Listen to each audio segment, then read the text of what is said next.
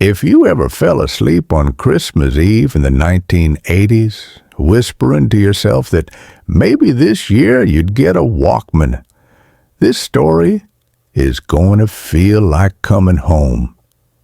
Do you remember how the world looked from behind a frosted car window while your parents drove through town to look at Christmas lights?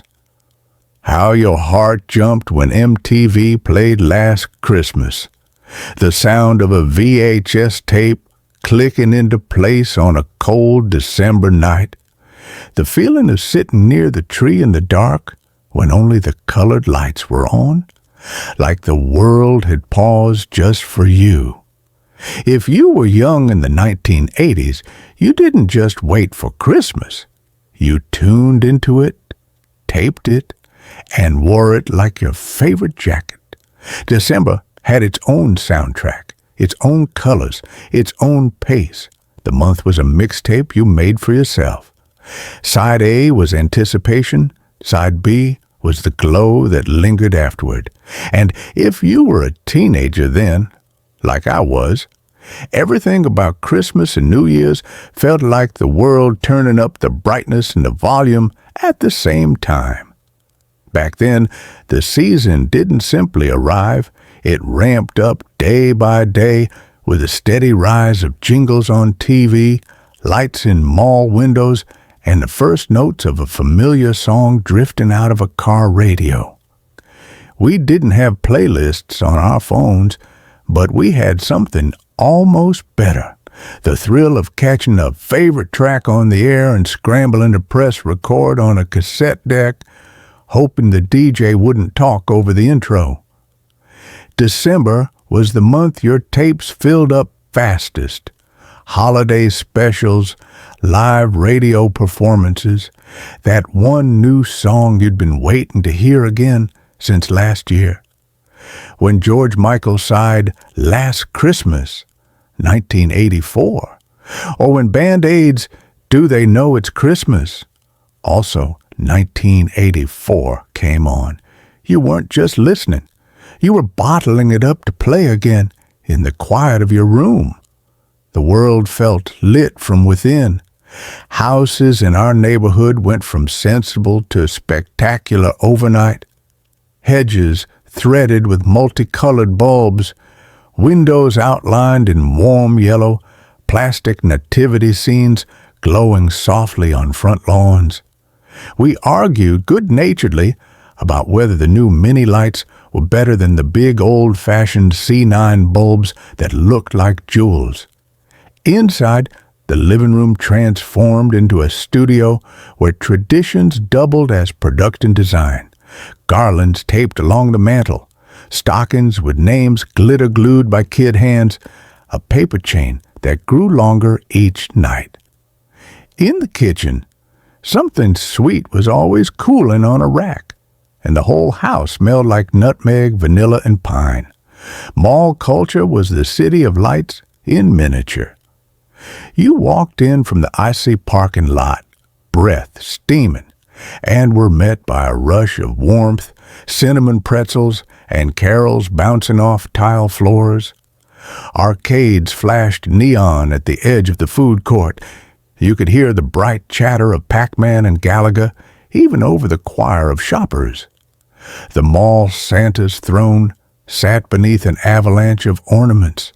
The line snaked around a fountain full of coins and wishes. Everything shone. Foil gift wrap and kiosk carousels, store windows dressed like snow globe scenes, mannequins wearing the exact sweater your older cousin needed.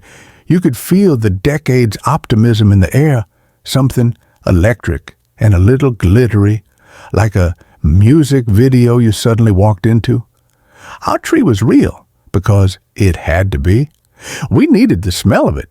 Sharp, green, and unmistakable, needles in our sleeves for days afterward. We'd test the strings of lights one socket at a time. One went out, they all went out, finally getting them to glow like we'd convinced stars to move indoors. Ornaments told a family story. Preschool crafts with too much glitter, ceramic bells from Grandma, and new arrivals fresh from the mall's hallmark. Tinsel was a negotiation.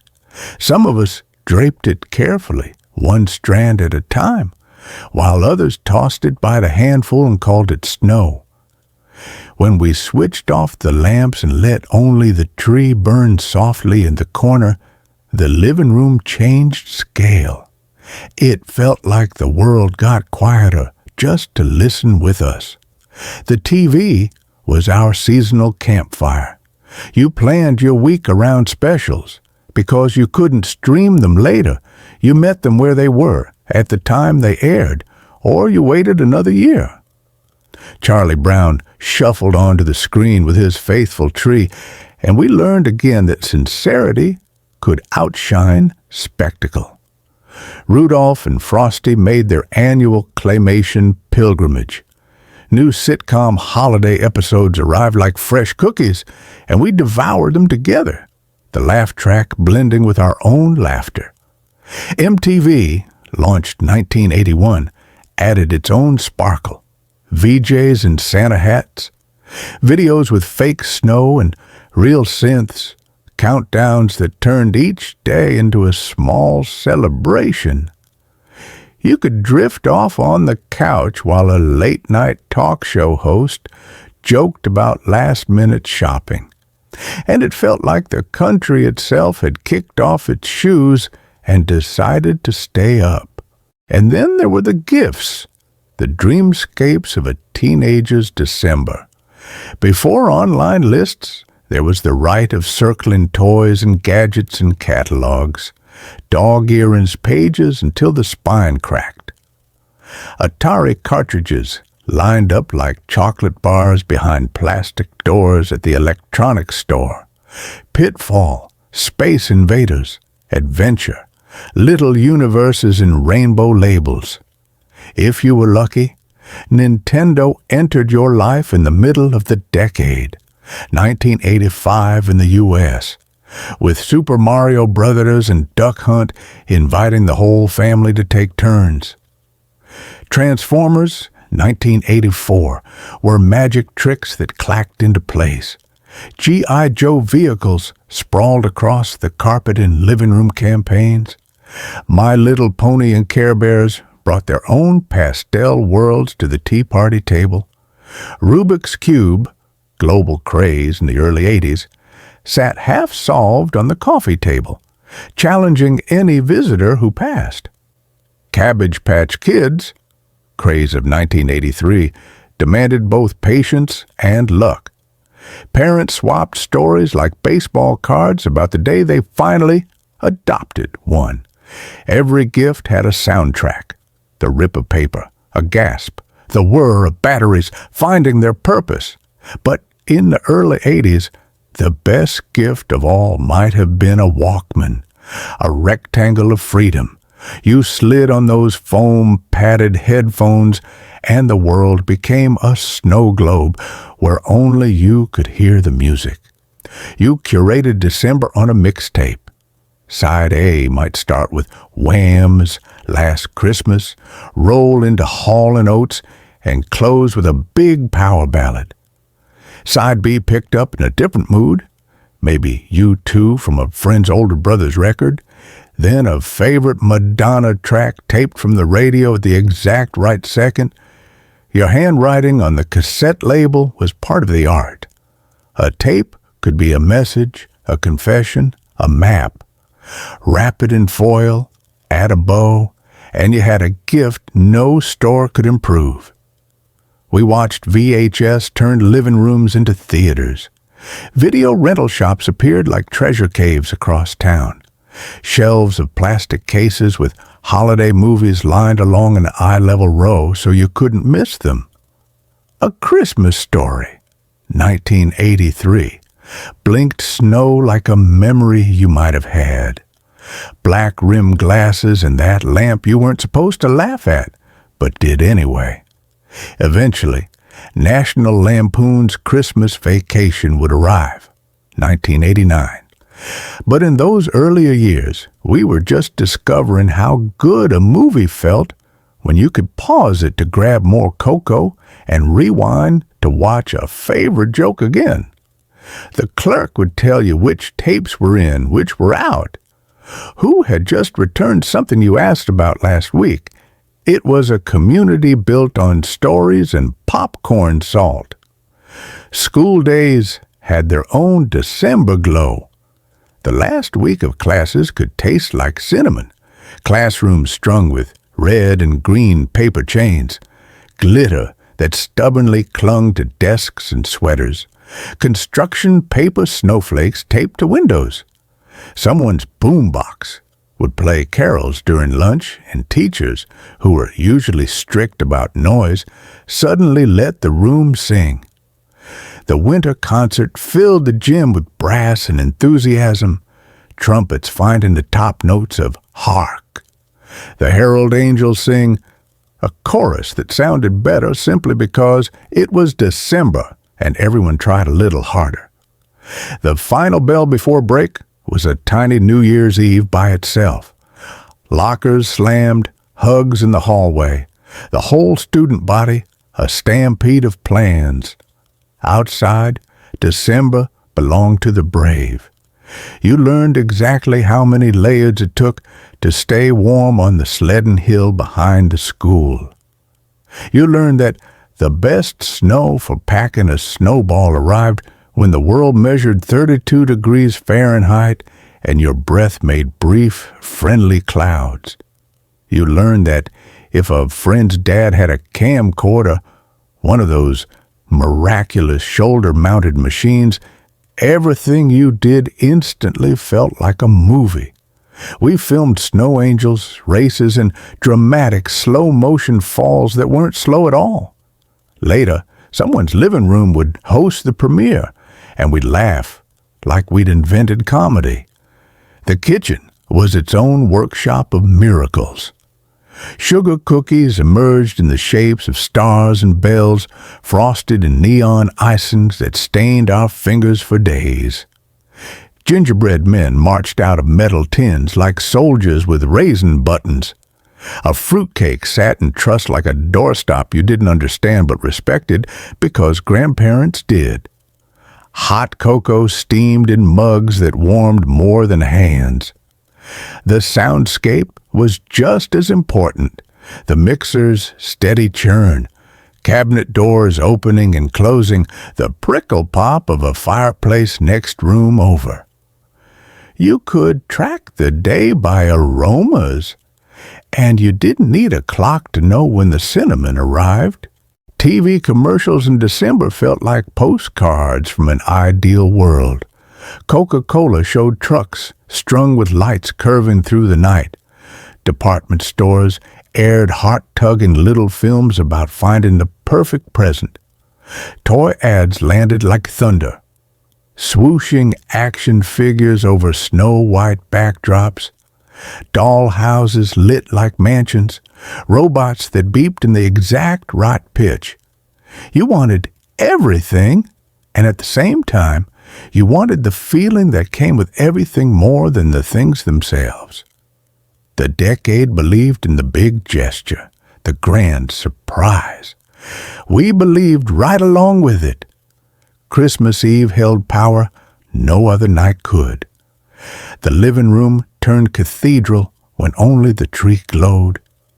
Parents debated whether midnight counted as now, or if morning would always mean sunlight.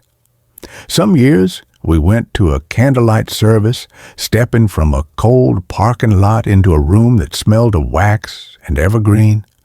Voices rose in harmony, and if you were lucky, someone's tenor found the kind of note that could lift the hair on your arms. Back home, we set out cookies and milk as if Santa were a neighbor who might stop in. Someone always swore they heard something on the roof, and we all chose to believe them. It was the only night of the year when going to bed felt like approaching a gate that would open into magic if only you could finally, mercifully, fall asleep. New Year's buzzed faintly under Christmas like a bass line. Dick Clark's New Year's Rockin' Eve played host to our countdown lessons. We studied those numbers dropping like we were learning a language spoken only at midnight. In the early 80s, we didn't always make it to the end, but we practiced with orange soda and paper horns. Fireworks might bloom somewhere downtown, but our heavy-breathing, hopeful quiet outshone them. We imagined future selves arriving with the new calendar page, taller, cooler, more like the music videos we loved. The year itself felt like a surprise waiting just off stage with our names on it. Still, nothing matched the legend of Christmas morning. It arrived at the speed of joy, too early, with alarm clocks redundant and parents playing a theatrical grumble they never quite committed to. Stockings were the opening act. Candy canes, foil-wrapped chocolates, maybe a roll of Lifesavers, sometimes a cassette we never thought we'd get. Packages under the tree were biographies waiting to be read, and we marveled at the care it took to wrap them. Paper smooth as skating ice, corners crisp. When you tore through, you didn't just find a thing, you found the person who knew you well enough to get the thing exactly right. One year, I peeled back paper and gasped at an Atari cartridge I'd pointed out 3 separate times at the store as if repeating its name could conjure it. Another year, a small wrapped rectangle turned out to be a new Walkman, sleek black with a silver clip, and for weeks afterward, I walked through snow like I was in a music video, the tape clicking softly as it turned. A cousin got the Transformers playset that sprawled across the rug like a new city. A neighbor unveiled a Cabbage Patch Kid with a name that made us all laugh. My sister lifted a Care Bear from tissue paper the way a queen lifts a crown. Grandparents smiled from the couch like they were rewatching their favorite film. We didn't measure the morning by price tags. We measured it in moments, the way light hit a new plastic surface, the squeal of something battery-powered spinning to life, the crisp slide of a record sleeve from a gift bag and the hush that followed as the needle found its groove. We played, paused for breakfast, played again, then bundled into the car because somewhere, somehow, another set of grandparents was waiting with hugs that smelled like cloves and coffee. Car radios found carols. Wonderful Christmas time. Do you hear what I hear? A crooner reminding us that the season arrived whether or not snow cooperated. The service station down the road hung a wreath on each pump, and the attendant waved like December made everyone neighbors again. What I remember most about those early 80s holidays isn't the exact year this or that came out. It's the feeling of belonging to the moment so completely that the rest of the world blurred into background bokeh, like those soft circles of light behind a singer in a video. The decade loved color, swagger, and big hair. Somehow, Christmas trimmed all that with tenderness. We still danced in kitchens, still wore sweaters that tried to outdo each other, still believed we could tape joy and rewind it later. But in between the chart toppers and the mall lights, there was quiet. A room lit by a tree, a mug warming both hands, a parent's voice that you realize only years later is the sound of safety. By the time noon found us, the living room looked like a blizzard of paper had blown through and left only the good parts behind. We gathered the trash bags, rescued the assembly instructions, and decided which boxes were worth keeping just in case. Someone started a VHS holiday movie, and someone else fell asleep on the carpet with a new teddy under their chin. Out the window, A neighbor tested a remote control car that skidded and laughed its way down the sidewalk. The day stretched, gentle and generous, and we didn't rush it. There was time to call a friend, time to try the second controller, time to take a walk at dusk and see every house lit, as if the whole block had agreed to be a postcard. And as the early evening settled, the hour when the sky turns the exact color of old denim, you could feel the season gather itself for one last flourish. Some years it meant piling into the car for a drive to see the lights, passing streets where homeowners competed with friendly enthusiasm. Other years it meant relatives arriving with their own stories and pies. But it always meant this, that sweet certainty, tucked somewhere beneath your ribs, that this was what December was for. To bring us together, to let us be children again, no matter our age, to mark the end of a year with joy that didn't care if everything had gone exactly right. That was Christmas morning as a teenager in the early 80s. That was how the day unfolded, like a chorus you already knew by heart and still couldn't wait to sing. And just beyond the doorway, still to come, were the late 80s nights when we drove down neon-lit streets with MTV counting us toward midnight, when college dorms became tree farms of twinkle lights, when camcorders caught the sparkle in our eyes as if to prove that magic can be recorded. By the time the mid to late 80s rolled around, I wasn't just a kid at Christmas anymore. I was growing into the kind of teenager who stayed up later, who started to feel December in a different way. I was old enough to drive, to buy gifts on my own, to stay out with friends long after the younger kids had gone to bed. Christmas didn't lose its magic. It just shifted shape, glowing in new colors like the neon lights that line the mall entrances on cold December nights. The world around us felt louder, brighter, and more alive. MTV had fully taken over youth culture. The Christmas season now had rock ballads, sparkling visuals, and countdown shows that made even waiting feel exciting. Wham! Last Christmas wasn't just a song anymore. It was a ritual, a yearly return of something bittersweet and hopeful all at once. Madonna's voice drifted through food courts. Bon Jovi shouted hope into the winter night.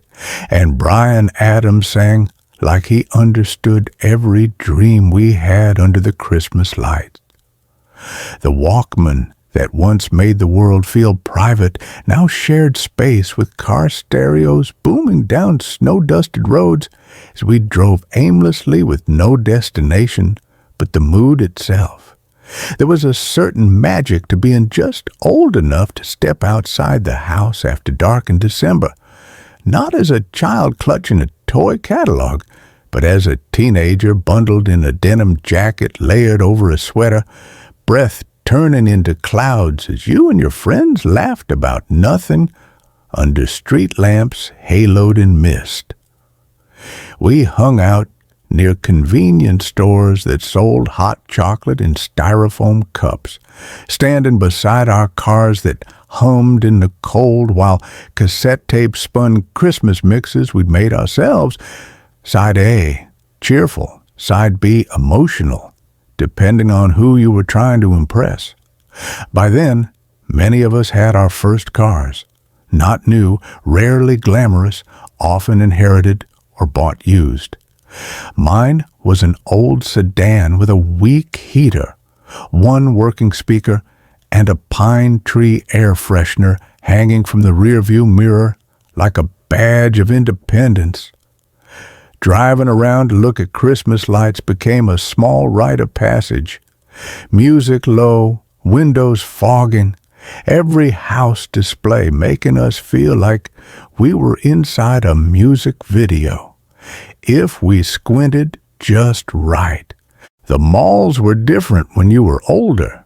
We weren't just kids being dragged through department stores. We were there with purpose. We saved up from part-time jobs, maybe working at a fast food place, delivering newspapers or bagging groceries. And we spent that money picking gifts we hoped would mean something. Not everything was expensive. Sometimes it was a cassette album from Sam Goody, a necklace from a jewelry kiosk, or a poster rolled into a cardboard tube. The thrill wasn't in the price. It was in the thought of someone opening it, hearing them say, "You remembered." Video rental stores became part of Christmas tradition, too. If you were with friends, you spent half the night in Blockbuster or your local rental place, arguing over which holiday movie to watch. Scrooged, 1988. If you were feeling edgy, A Christmas Story, 1983. If you were feeling nostalgic, Gremlins, 1984. If you wanted weird and festive all at once. By the late 80s, National Lampoon's Christmas Vacation, 1989, became a new staple. Everyone had a cousin who reminded them of Cousin Eddie. You'd grab a VHS tape, a bag of microwave popcorn, maybe some sodas, and pile into someone's basement or living room for a movie night that stretched way past midnight. The laughter felt different when you were old enough to understand the jokes that went over your head as a kid. College-age Christmases, if you'd left home by then, were a whole other kind of special. Returning home for winter break felt like time travel. You walked into the house and were hit by the same old smell of pine needles and cinnamon, the same decorations hanging in the same places, even if the year had changed you a little since you last saw them. Your old room had waited quietly while you were away, maybe with a forgotten poster still on the wall or a high school hoodie draped over a chair. Coming back to it in December felt like rediscovering a softer version of yourself. College friends had their own holiday rituals too. Dorm lobbies lit with cheap string lights, gift exchanges with limited budgets and unlimited laughter, group outings to the nearest town square where Christmas decorations flickered above wet pavement. Sometimes, after finals, someone would borrow a car, and a bunch of you would hit the road to see how many holiday lights you could find before the gas money ran out. Someone always had a thermos of coffee that tasted more like sugar than anything else, and someone else would fall asleep in the back seat halfway through a Bryan Adams song. And there were Christmas parties, small ones in basements with red and green plastic cups, or slightly bigger ones in someone's living room with mistletoe tacked in the doorway like a dare. Maybe you had a crush. Maybe you slow danced to Heaven or Time After Time. Maybe someone sang along to Do They Know It's Christmas? Just a little too loudly. And maybe, if the night felt right, you stood outside afterward, breath steaming, heart racing for reasons that had nothing to do with the temperature, realizing that December did not only belong to children. Christmas shopping as a young adult also felt different. To buy something for your parents with your own earnings, even if it was something as simple as a scarf or a mug, felt like stepping into adulthood quietly, respectfully, like reaching for the next note in a familiar song. Handing it to them on Christmas morning and watching their face light up made you feel like you just understood something important about love. Not the loud kind, but the steady, everyday kind that lights the house in December the same way every year. There was a special feeling about Christmas Eve as a late 80s teen or young adult. Sometimes You spent part of it with friends, driving around, singing off-key carols to the radio, watching the clock creep toward midnight. Then you came home to find the house quiet, lights low, the tree still glowing like it had been waiting for you. Maybe you sat down alone for a minute, letting the warmth surround you, feeling older than you did as a kid, but still tethered to all those mornings when you'd rushed down the stairs wide-eyed. And then came New Year's Eve, a whole different energy. Dick Clark's New Year's Rockin' Eve wasn't just a show. It was the national anthem of every teenager staying up with friends or family, watching the crowd in Times Square scream under confetti while Bon Jovi or Janet Jackson performed live.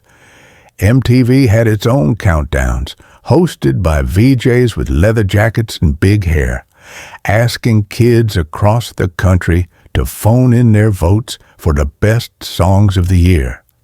There was a feeling that if you shouted loud enough when the ball dropped, the coming year might actually hear you.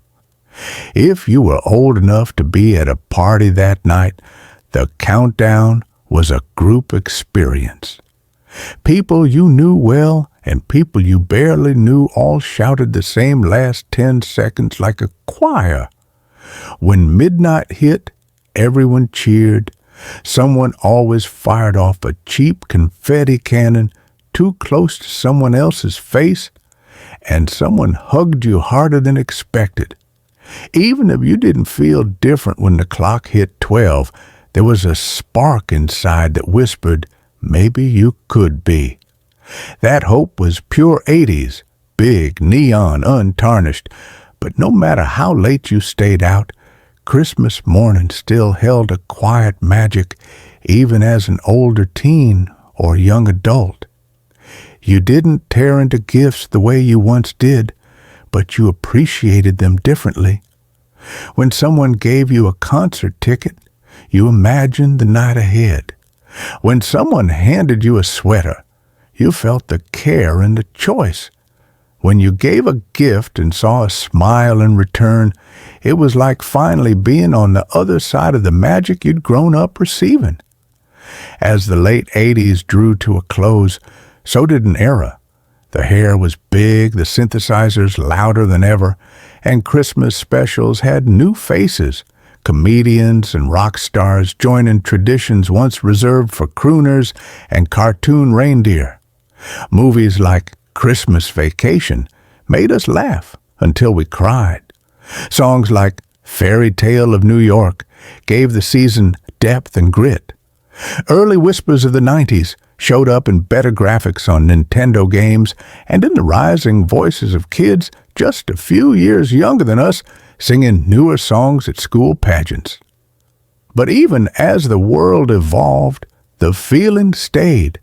That walk into a dim room lit only by a Christmas tree still had weight. That quiet drive home past houses draped in lights still stirred something deep. That mix of joy, nostalgia, and hope still felt like something that only happened when the year was ending and the world agreed to feel softer for a little while.